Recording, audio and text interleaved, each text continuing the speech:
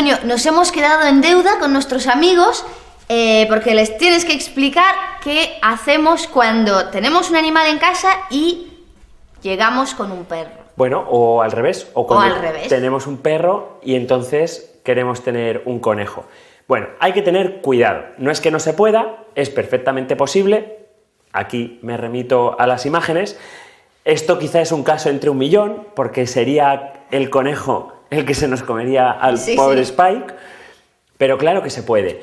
Siempre depende mucho del perro y depende mucho del conejo que llega, ¿no? Lo ideal siempre es juntarlos desde pequeños. Cuando nosotros los juntamos a los dos desde chiquititos, no va a haber ningún problema porque se van a adaptar muy bien. Hay que presentarlos poco a poco. Siempre el conejo en su jaula y que el perro lo empiece a conocer, porque no olvidemos que los conejos son presas potenciales de los perros.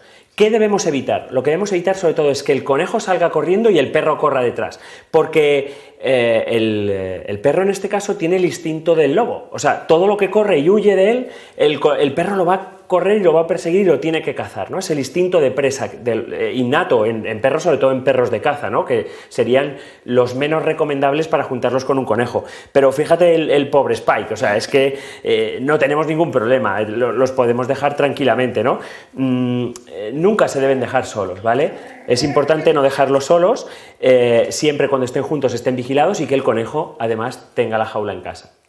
Vale, ¿y qué hacemos si el conejo no es de este tamaño y es pequeñito y el perro no es de este tamaño y es grande? Y es grande. Bueno, en estos casos es en los que más precaución hay que tener. Insisto, no es que no se pueda, depende mucho también el perro, aunque es grande, depende mucho del carácter del perro, porque por ejemplo mastines, san bernardos, son perros muy tranquilos. Por el contrario, pues, por ejemplo, los podencos o los bracos que se han seleccionado como perros de caza, pues quizás serían los menos recomendables para juntarlos con un conejo mascota. Pero luego tenemos un montón de razas que sí, o sea, cada vez son más sociables y de hecho a ellos les viene muy bien porque es que juegan y yo os invito a que busquéis vídeos en YouTube de conejos jugando con perros, hay millones y no hay ningún problema, salvo en los casos en los que el perro esté entrenado para la caza.